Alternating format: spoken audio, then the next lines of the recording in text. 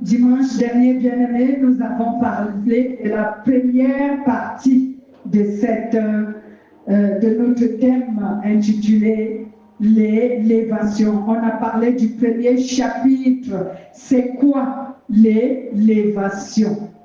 C'est quoi une élévation?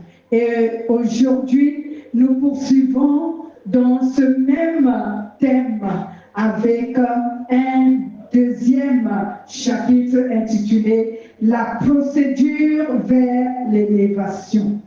La procédure vers l'élévation.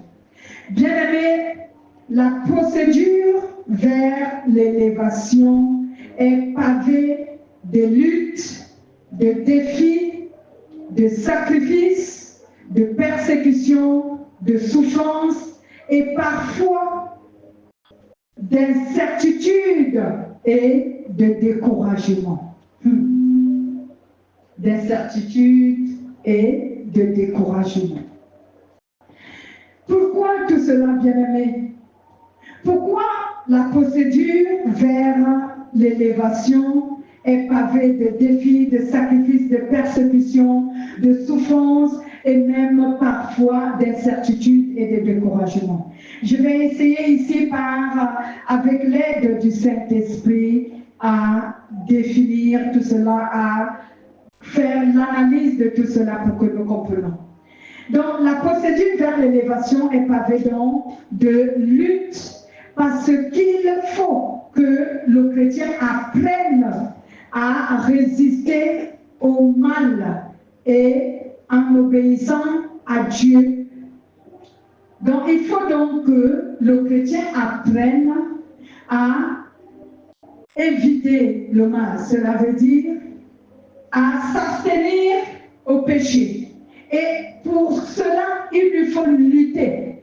Il doit lutter contre qui? Il doit lutter contre son propre cœur. Il doit lutter contre sa propre nature.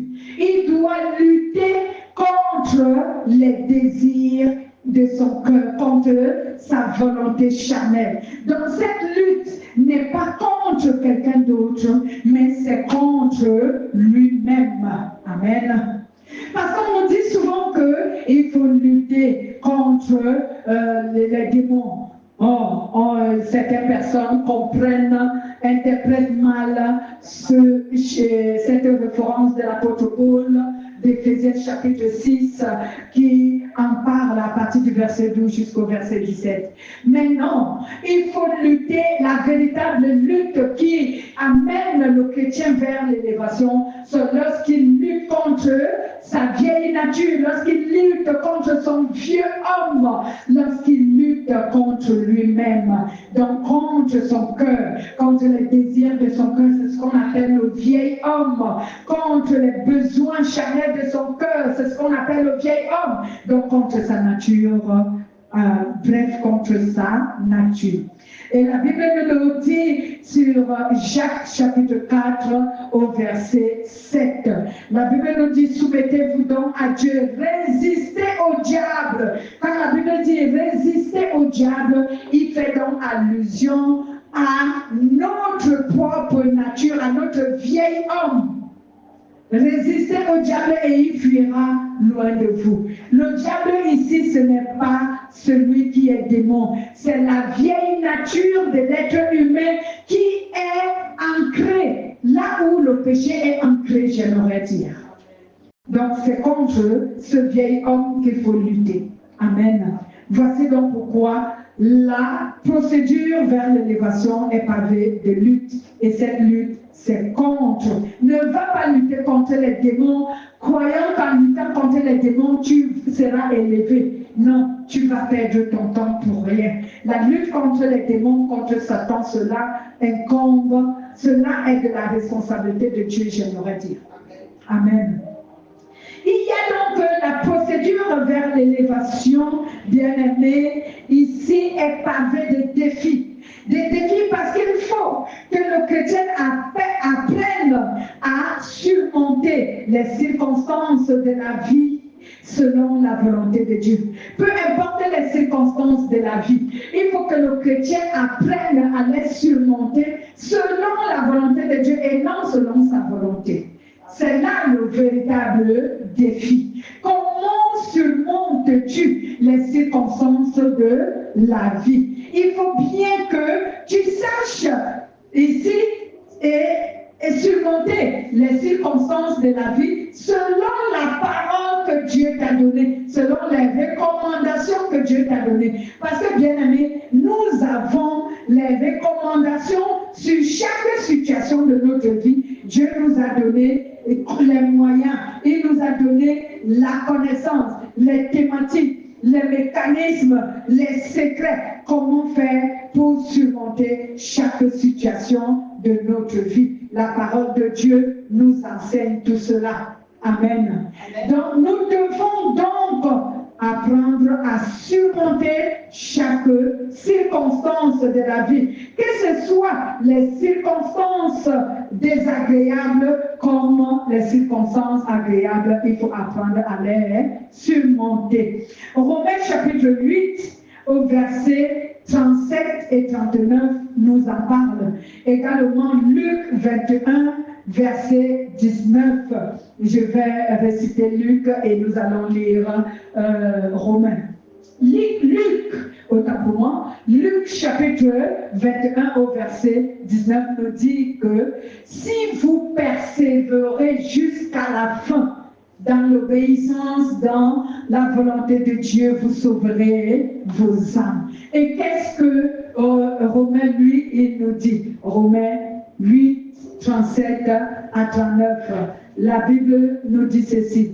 Mais dans toutes ces choses, nous sommes plus que vainqueurs par celui qui nous a aimés. Car je suis persuadé que ni la mort, ni la vie, ni les anges, ni les dominations, ni le présent, ni l'avenir, ni les puissances, ni les êtres d'en haut, ni les êtres d'en bas, ni aucune autre créature ne pourra nous séparer de l'amour de Dieu manifesté en Jésus-Christ.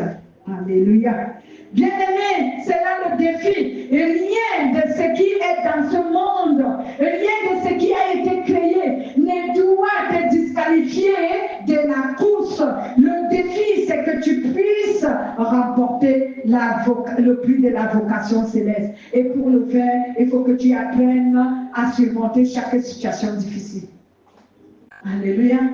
Si tu n'apprends pas à surmonter chaque situation difficile, j'ai du mal ce matin à te dire que tu ne pourras pas arriver à l'élévation que Dieu veut te donner.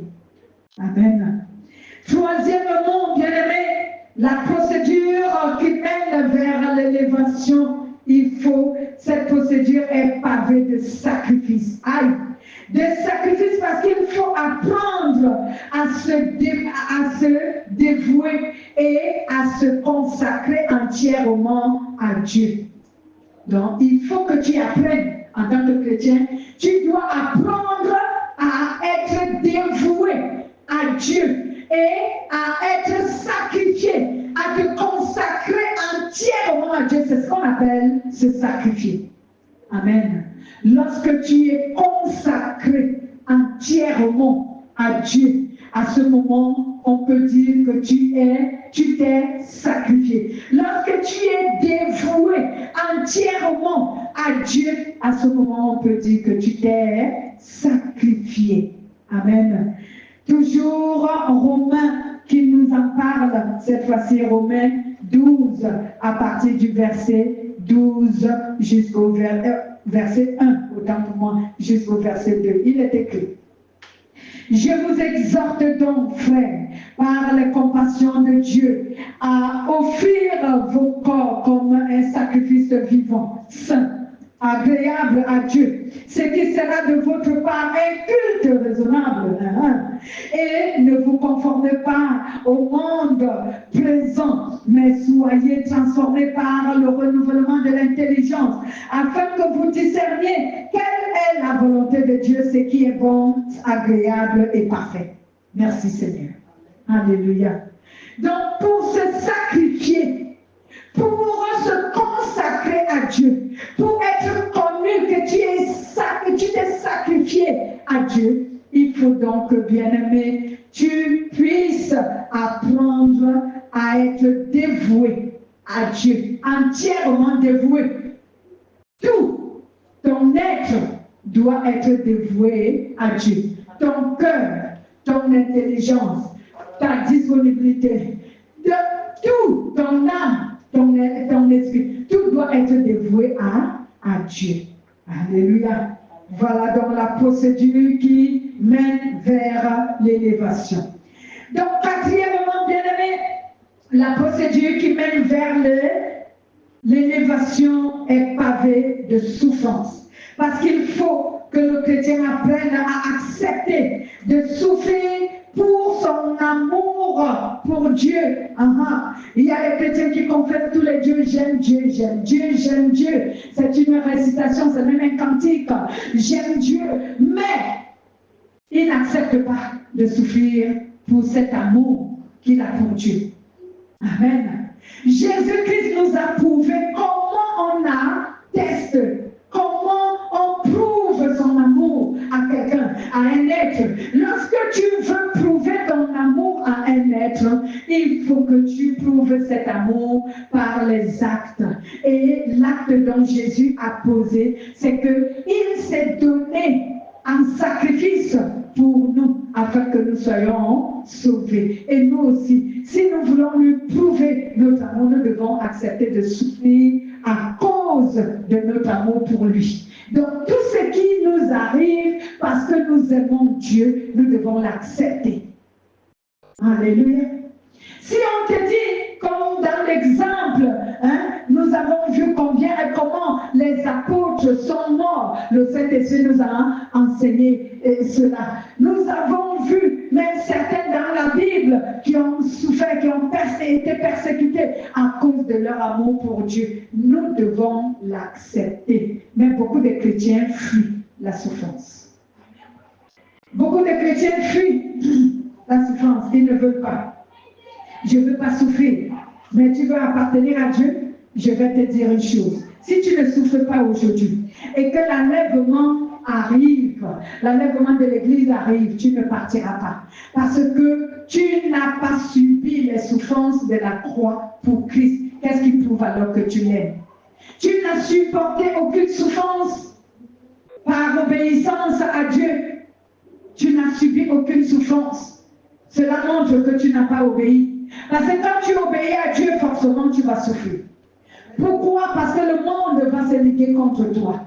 Jésus l'a dit dans Jean chapitre 15 au verset 18. Il dit, si le monde m'a haï, il vous haïra. S'il m'a aimé, il vous aimera.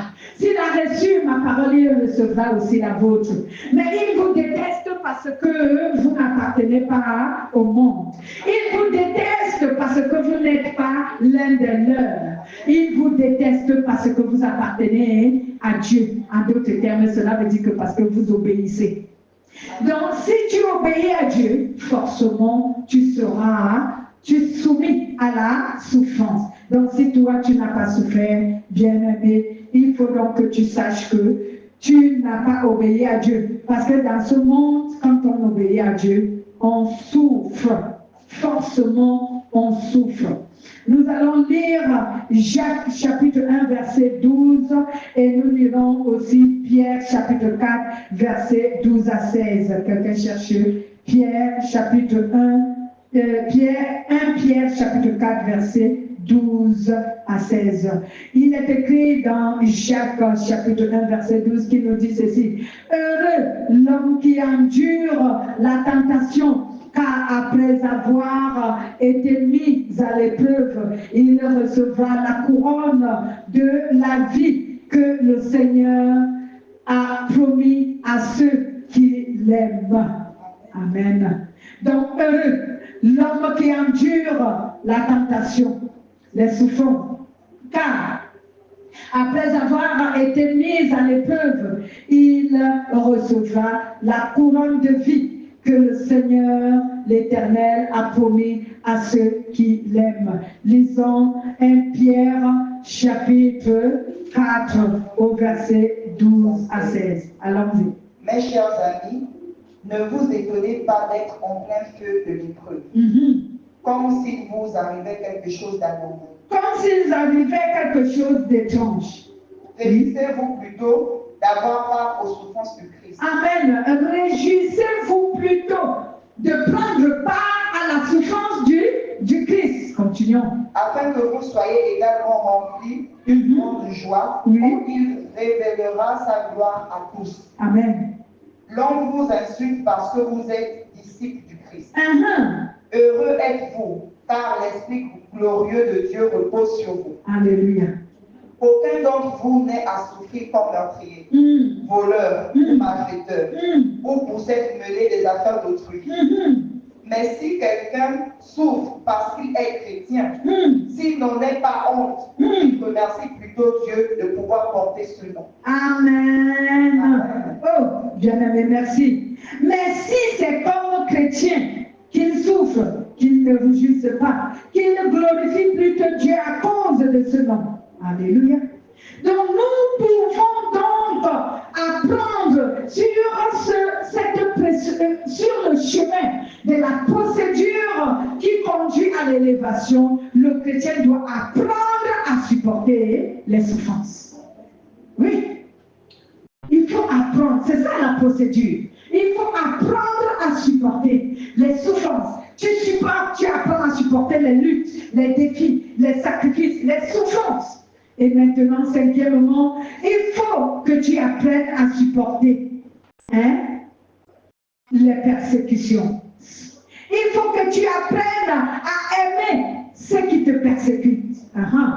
Supporter les persécutions, cela veut dire aimer ceux qui te persécutent.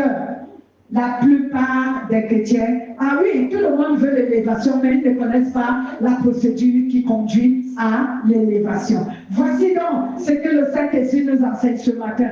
La procédure qui conduit à l'élévation.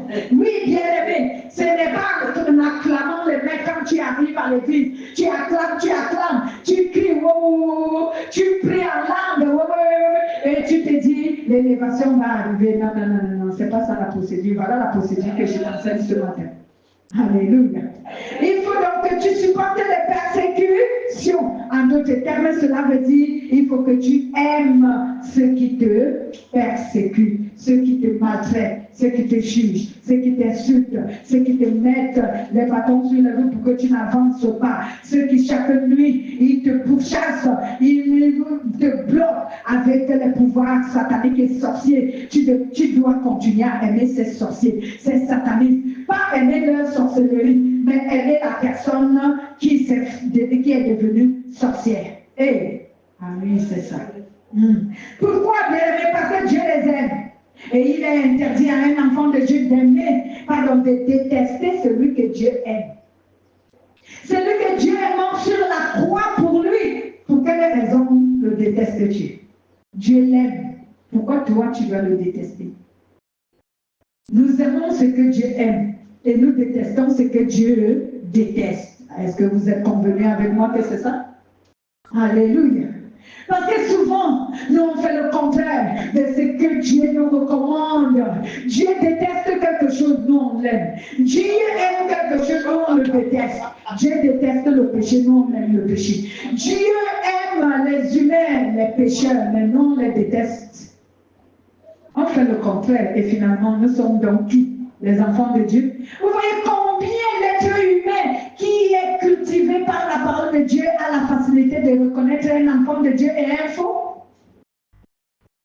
Comment se fait-il que ton père, dont tu es censé avoir l'identité, l'image et la ressemblance, il aime quelqu'un, toi tu le détestes. Il déteste le péché, toi tu aimes le péché. Est-ce que tu es vraiment son enfant? Tu ne l'es pas. Parce que tu es le contraire, l'opposé de ton père. Aimer les persécuteurs ne veut pas dire les fréquenter. Non, Dieu n'a pas dit que devenez amis. Non, c'est pas ce qu'il a dit. Et il n'y a pas en aucun cas dans la Bible ici, il est dit que nous devons être amis avec les gens. Dieu nous a juste dit de les aimer. Il n'a pas dit que sois ami avec eux. Il y a aussi un autre mot que j'utiliserai. Dieu ne nous a jamais demandé d'être gentils. Mais il nous a dit d'être... Vous ne connaissez pas ce qui se passe à la place de la gentillesse? L'humilité. Être humble. Donc, il n'y a pas de gentillesse dans la parole de Dieu. Dieu ne nous a jamais demandé d'être gentil. La gentillesse, c'est le monde. Mais l'humilité, c'est Dieu. Ce que Dieu nous a demandé, c'est être humble au milieu des gens. Mener une vie modeste au milieu des gens. Même si tu es riche, mais il faut que tu aies un caractère, un comportement de quelqu'un de modeste. Amen. Tu peux être riche, tu peux tout avoir, mais adopte le caractère et la vie modeste. Voilà. Dieu veut que nous soyons humbles et non gentils. Si tu es un chrétien gentil, tu as mal compris la parole de Dieu. Dieu ne t'a jamais dit d'être gentil. Il t'a dit d'être humble. Dieu t'a dit d'aimer tes ennemis, même ceux qui te maltraitent. C'est ce qu'il a dit. Donc tu dois aimer. Pas qu'il a dit que sois gentil, non. Non. Parce que dans la gentillesse, il y a l'hypocrisie. Alléluia. C'est pour cela que les valeurs païennes sont fausses. La plupart des vertus que les gens pensent avoir dans le monde, ils pensent que c'est bon, c'est faux. La gentillesse est armée d'hypocrisie. La plupart des personnes gentilles, je ne dis pas tous, mais je dis la plupart sont hypocrites. Donc, Dieu n'a pas parlé de la gentillesse. C'était une parenthèse. Bien aimé, on continue.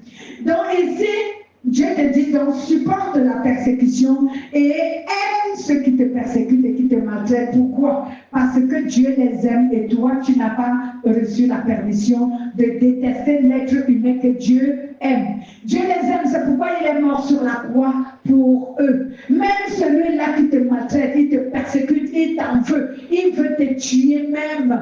Dieu est mort sur la croix pour lui, donc tu ne peux pas le détester. Si tu le détestes, c'est comme si tu détestes Dieu. Vous voyez? Alléluia.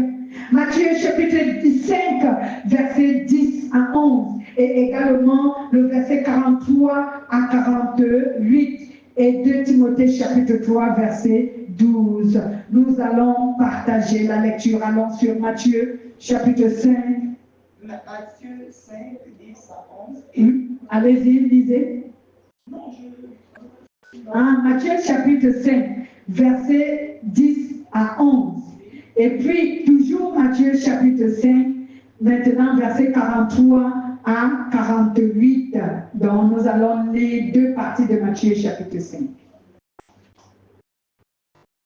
Rapidement, bien-aimés. Je vais lire, il est écrit, je commence par le verset 43 à 48 parce que c'est comme cela que ça doit fonctionner. C'est ce que le Saint-Esprit me met à cœur. Vous avez entendu qu'il a été dit, tu aimeras ton prochain et tu haïras ton ennemi. Mais moi je vous dis, aimez vos ennemis, bénissez ceux qui vous maudissent, faites du bien à ceux qui vous haïssent et priez pour ceux qui vous maltraitent et qui vous persécutent.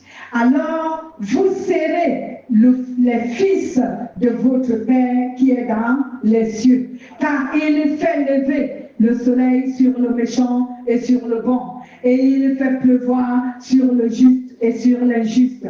En effet, si vous aimez ceux qui vous aiment, quelle récompense, quelle différence avez-vous? Les peillagers aussi aiment ceux qui les aiment. Et si vous saluez seulement vos frères, quelle différence faites-vous? Les païens aussi saluent seulement ceux qui les saluent. Soyez donc parfaits comme votre Père est parfait. Alléluia. Si on vient au verset 10 à 11, il est écrit, heureux ceux qui sont persécutés à cause de la justice, car le royaume des cieux est à eux. Heureux serez-vous lorsqu'on vous insultera, lorsqu'on vous persécutera et qu'on répandra faussement sur vous toutes sortes de mal à cause de moi. Jusqu'au verset 12. Réjouissez-vous et soyez dans l'allégresse parce que votre récompense sera grande dans les cieux. Car c'est ainsi qu'on a persécuté les prophètes qui vous ont précédés. Alléluia. Et si je peux réciter tout simplement le verset de 2 Timothée chapitre 3 verset 12, il est écrit: tous ceux qui marchent pieusement avec Dieu, tous ceux qui obéissent pieusement à la parole de Dieu, à la volonté de Dieu, seront persécutés. C'est un avertissement. D'ailleurs, tous ceux qui veulent mener une vie fidèle à Dieu, voilà, en union avec Jésus-Christ, sont placés. Voilà. Alléluia. Tous ceux qui veulent mener une vie fidèle, sainte, en union avec la volonté de Dieu, en accord avec la volonté de Dieu, seront persécutés. Alléluia. Il y a donc aussi, sixièmement, la procédure qui mène vers l'élévation, c'est que quelquefois, il naît dans le cœur du chrétien quelques incertitudes et découragements. Et cela parce que ce dernier, à un moment donné, se pose des questions. Est-ce que je vais vraiment atteindre l'objectif? Mais la Bible nous dit sur Ésaïe chapitre 41, verset 10, que ne crains pas, car l'Éternel, ton Dieu, est avec toi, tu n'es pas seul. Alléluia.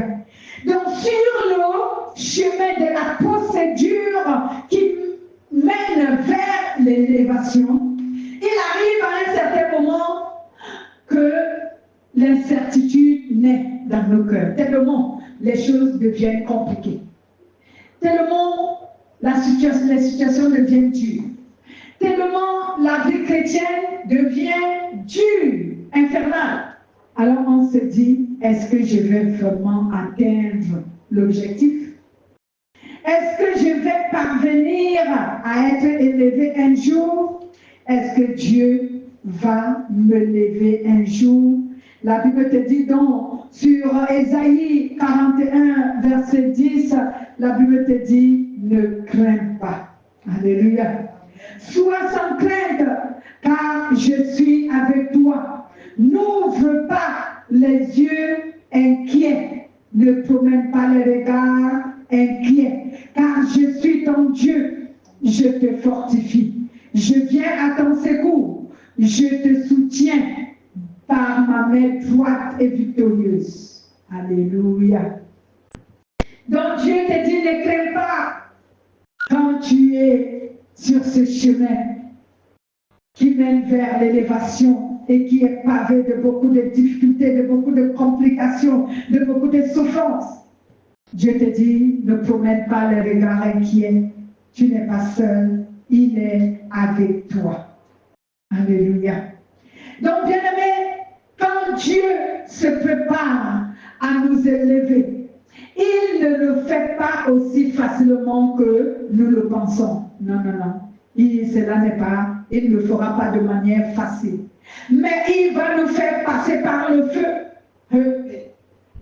Bien-aimés, il va nous faire passer par le feu. Parce que si tu ne passes pas par le feu, bien-aimé, tout ce qui te plaît à Dieu ne te quittera pas. Mais si tu passes par le feu, c'est alors que tout ce qui déplaît Dieu en toi va tomber. Tout cela va tomber. Tout cela va te quitter. Et mon mari, oui. Dans certaines assemblées, l'élévation et autres, on va dire quoi, les campagnes d'élévation dans les églises, et d'autres consécrations, on va même dire, se font par symbole, par rituel. Par rituel. Par rituel. Ah, eux-mêmes, ils connaissent le Dieu qu'ils adorent, ma fille. Eux-mêmes, ils connaissent leur Dieu. Mais moi, je sais que c'est comme ceci que l'élévation se passe. Les positions de main n'élèvent personne. Les rituels qu'on fait là n'élèvent personne. Ça, c'est le scepticisme. Alléluia. C'est le mysticisme. Parce qu'avec Dieu, c'est cela la procédure que je suis en train de t'enseigner. Mais dans ce cas, n'est pas élevé qui veut. Oui, n'est pas élevé qui veut. Mais on peut dire que la grâce peut aussi intervenir dans l'élévation. Parce que lorsque Dieu te prend en main, comme je suis en train de le faire et de vous montrer comment ça se passe.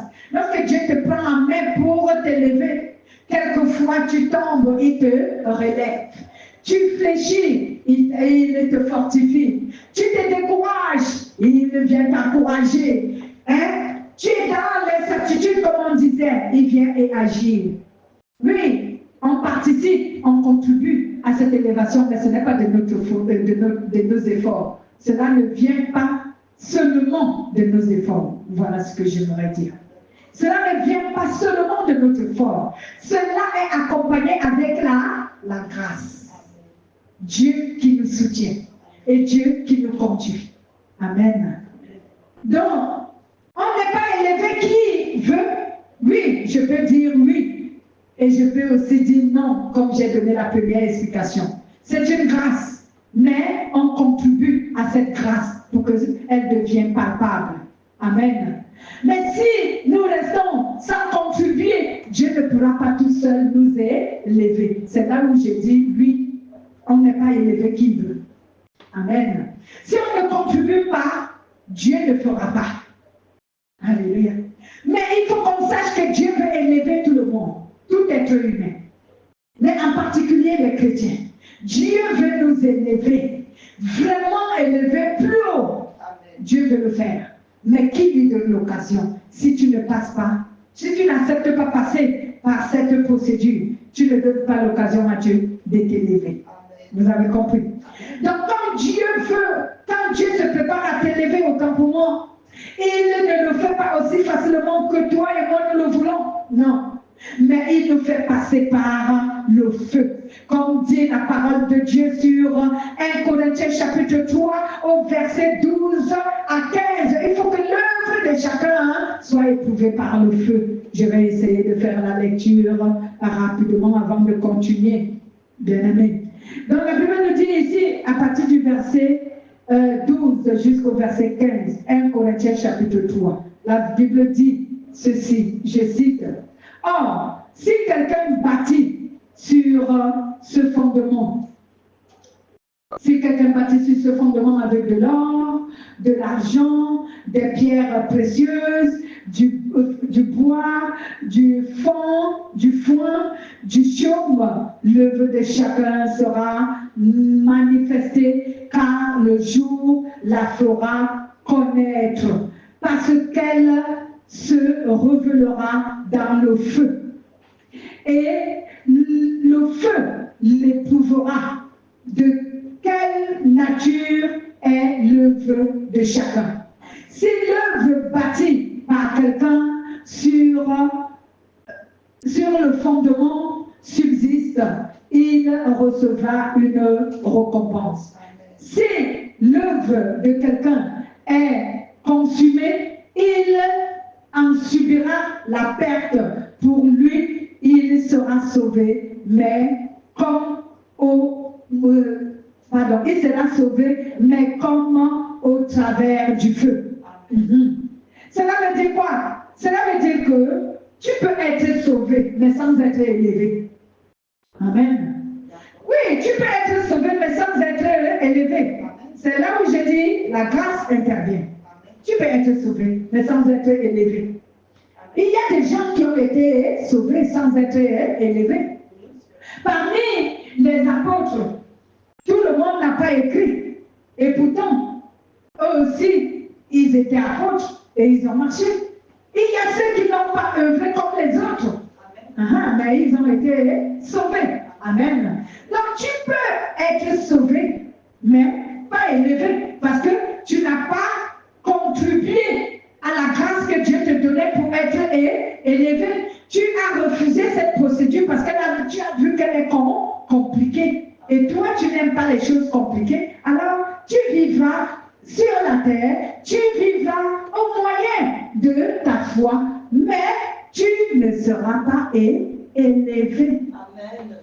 Alléluia. Tu n'auras pas une foi qui déplace les montagnes. Voilà. Ton cœur sera à peine façonné. Oui, ton cœur sera à peine façonné. Ta vie ne sera pas restaurée. Là encore, c'est plus compliqué. Ta vie ne sera pas restaurée. Tu n'auras pas une intelligence et une sagesse renouvelée. Et ton salut aura beaucoup de problèmes parce que si tu ne fais même pas attention, tu risques de le rater. Amen. Oui, bien-aimé, tu risques de rater ton salut.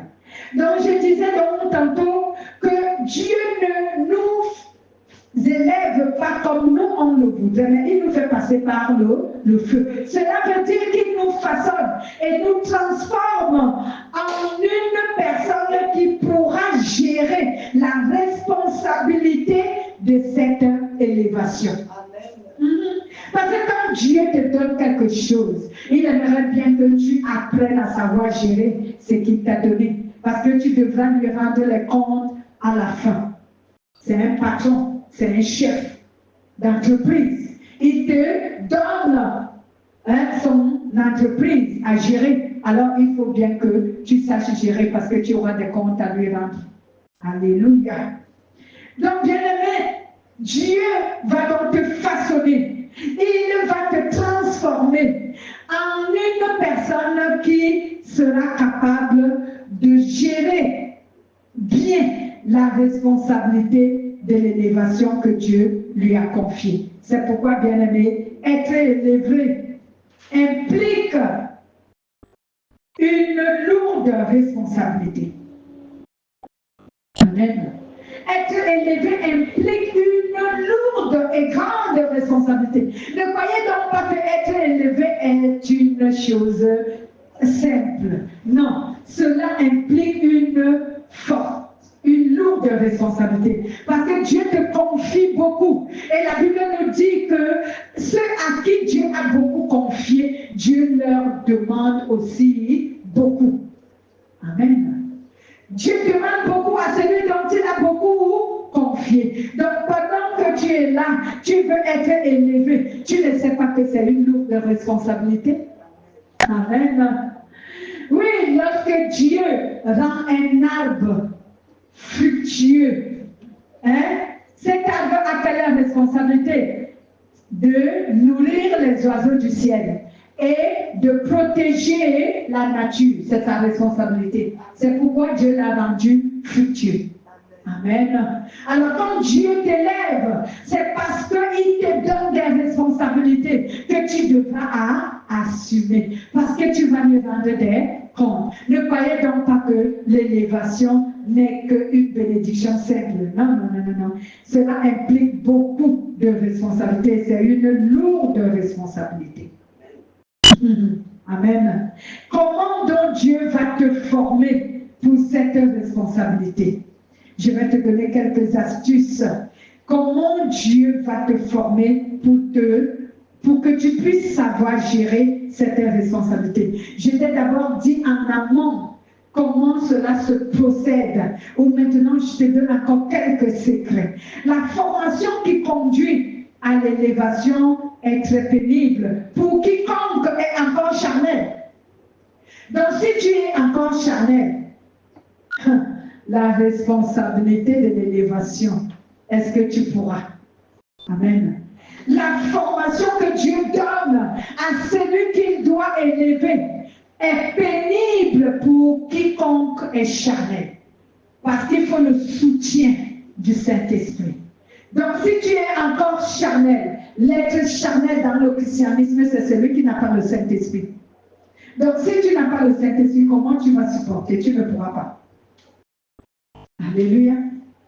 Donc c'est pénible. Voici donc pourquoi vous voyez souvent que quand un chrétien, Dieu commence à travailler dans sa vie pour l'élévation future. Si celui-ci n'a pas le Saint-Esprit, il a du mal à supporter. Je vais te donner un secret aujourd'hui. Toutefois que tu es entré dans la maison de Dieu, Dieu va commencer la formation pour ton future élévation.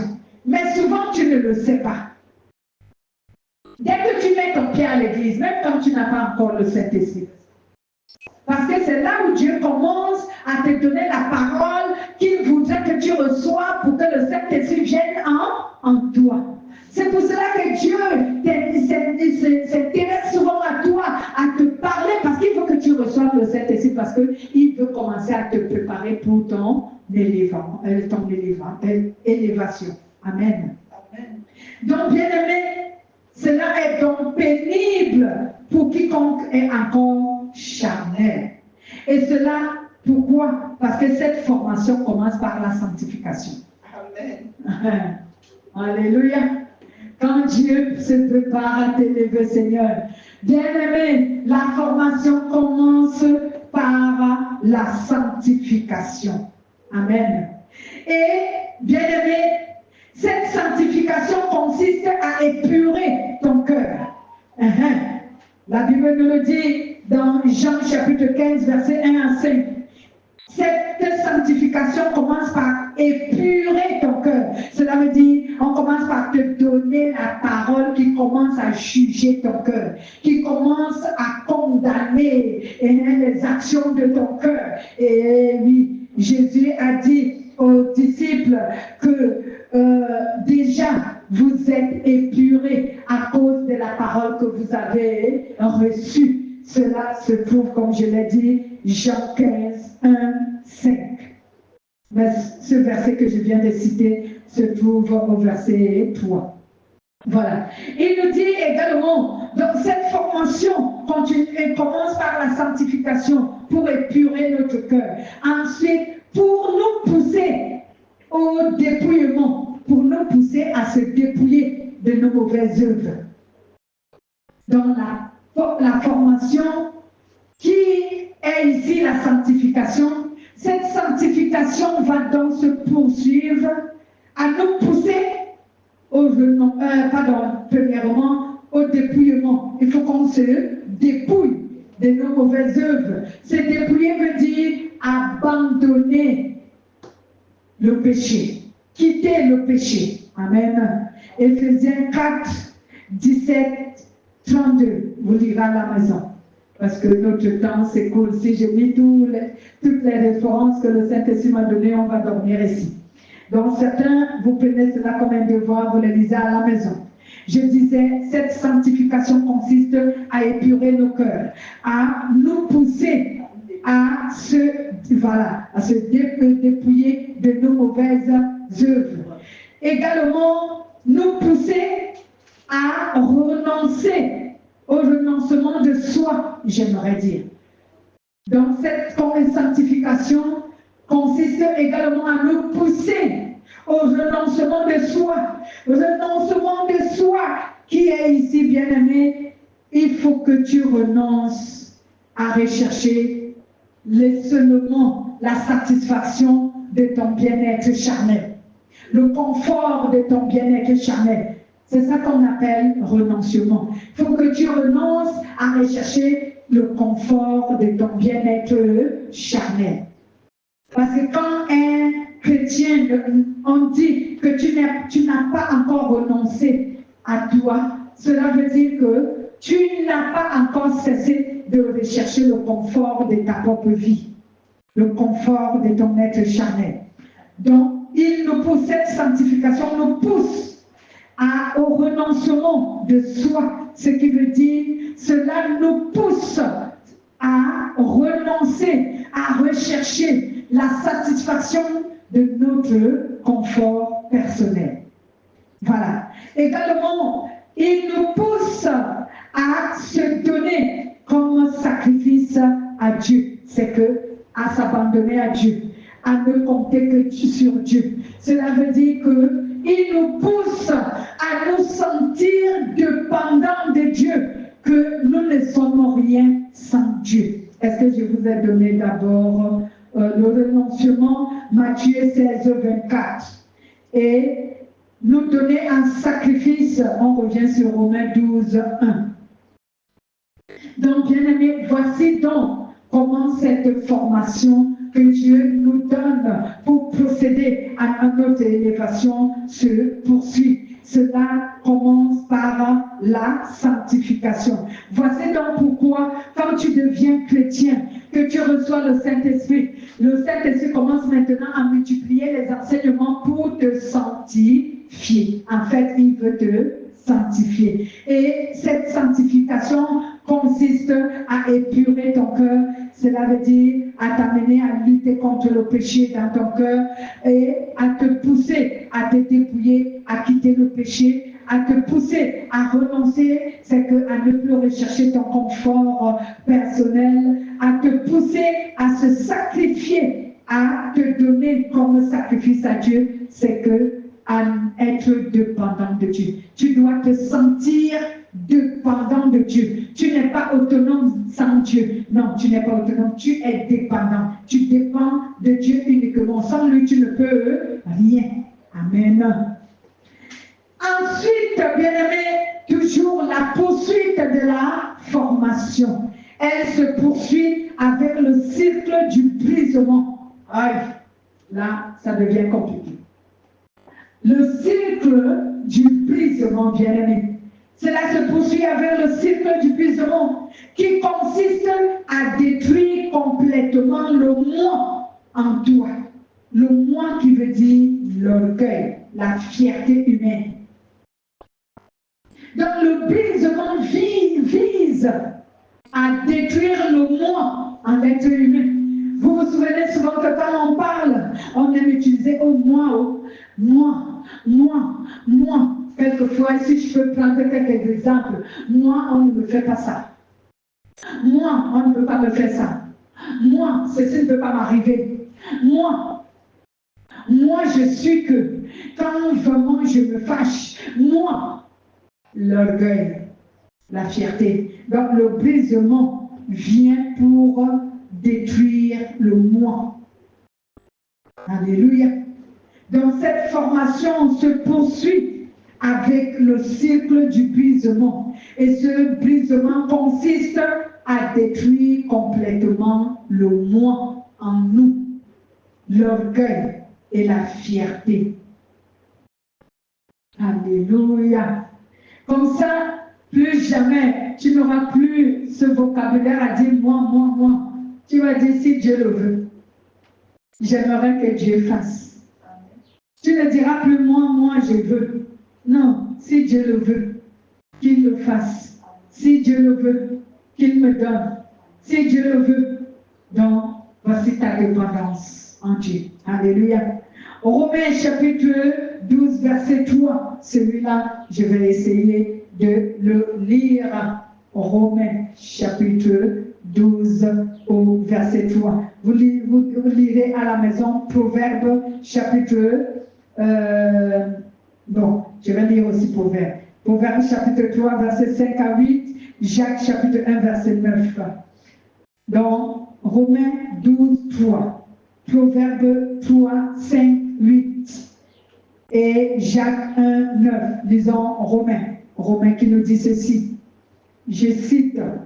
Par la grâce qui m'a été donnée, je dis à chacun d'entre vous de ne pas avoir de prétentions excessives et déraisonnables, mais d'être assez raisonnable pour avoir de la modération, chacun selon la mesure de la foi que Dieu lui a départie. Amen. Allons-nous sur Proverbe, bien-aimé. Proverbe nous dit quoi? Proverbe 3. Oui, allez-y rapidement. Non, 5 à 8. Oui. Ne te fie pas à ta propre intelligence, mais place toute ta confiance dans le Seigneur. Alléluia. Appuie-toi sur lui dans tout ce que tu entreprends et il guidera tes pas. Ne te fie pas à ton propre jugement, mais soumets-toi au Seigneur et détourne-toi du mal. Alléluia. Ce sera le remède à tous tes troubles. Ce sera le remède à tous tes troubles. L'apaisement de tes maux. Amen. Alléluia. Donc ici, bien-aimé, Dieu nous dit que tu ne dois pas être sage à tes propres yeux. Alléluia. Non, ne sois pas sage à tes propres yeux. Nous devons donc, comme je venais de le dire, nous devons enlever le moi. Si Dieu le veut, si Dieu le permet, j'aimerais que Dieu le fasse. Je ne peux pas sans le Seigneur. Il est mon conseiller, il est mon guide. Seigneur, dis-moi ce que je dois faire. Seigneur, que veux-tu que je fasse dans cette situation? Que me conseilles-tu? Père, que dois-je faire? Je suis dépourvu hein, de sagesse, d'intelligence. Je n'ai pas de solution. Guide-moi. Oui, et la dépendance en Dieu. Alléluia. Ensuite, la formation va encore se poursuivre avec, cette fois-ci, elle va atteindre la stabilité spirituelle. Alléluia. Quand la formation s'est poursuivie avec la sanctification, avec le cycle du brisement, elle va maintenant produire la stabilité spirituelle qui consiste à obtenir la maturité spirituelle, la sainteté, le discernement, la connaissance, la foi éprouvée et l'intimité avec le Saint-Esprit. Ah, merci Jésus. Alléluia. Amen. Voici donc les résultats que tu auras maintenant, après que la formation est poussée très très loin. Alors Dieu va amener cette formation jusqu'à atteindre ce niveau. Elle va maintenant produire en toi la stabilité spirituelle. Tu auras maintenant ce qu'on appelle la stabilité spirituelle. Si tu ne savais pas qu'il y a une stabilité dans la spiritualité, lorsque tu connais déjà Dieu, lorsque Dieu t'a conduit sur ce processus de l'élévation, tu vas avoir ce qu'on appelle la stabilité spirituelle. Et cette stabilité consiste à ce que tu vas obtenir la maturité spirituelle, tu vas obtenir la sainteté, tu vas obtenir le discernement, tu vas obtenir la connaissance profonde de la parole de Dieu. Tu auras une foi qui a été bien éprouvée et qui est solide, et tu auras cette intimité avec le Saint-Esprit. Tu obtiendras l'intimité avec le Saint-Esprit. Psaume chapitre 125, verset 1. Éphésiens chapitre 4, verset 14 à 15. Colossiens chapitre 2, verset 6 à 17.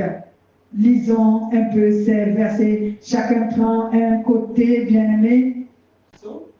Psaume 125, au verset 1. Éphésiens 4, 14 à 15. Colossiens 2, verset 6 à 7. Oh Jésus, que tu es béni. Jésus, que tu es loué, que tu es glorifié. Merci pour cet enseignement, Papa.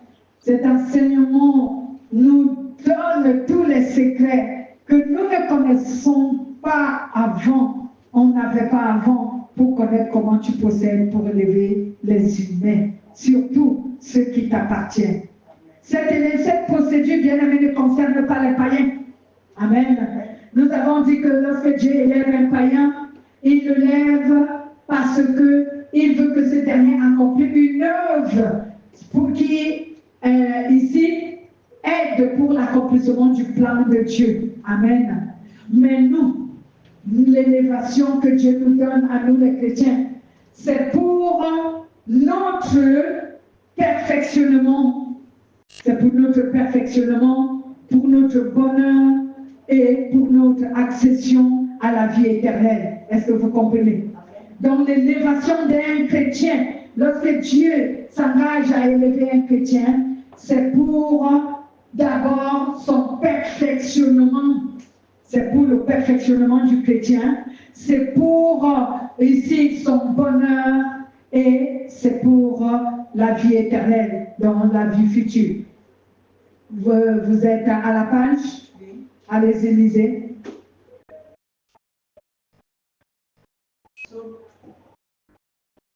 Psaume 125. Oui. Ceux qui ont confiance dans le Seigneur sont comme le mont Sion. Il sera toujours là, inébranlable. Amen. Amen. Ceux qui se confient en l'Éternel sont comme la montagne de Sion, qui ne chancelle pas, elle subsiste à toujours. Alléluia. Alors maintenant, Éphésiens 4, oui. verset 14 à 15. Oui. Ainsi donc, allez-y. Alors, nous ne serons plus des enfants, emportés par les vagues ou le tourbillon de toutes sortes de doctrines, trompés par des hommes recourant à la ruse pour entraîner les autres dans l'erreur. Au contraire, en proclamant la vérité avec amour, nous grandirons en tout vers le Christ, Amen. Qui est la tête. Amen. Amen. Alléluia.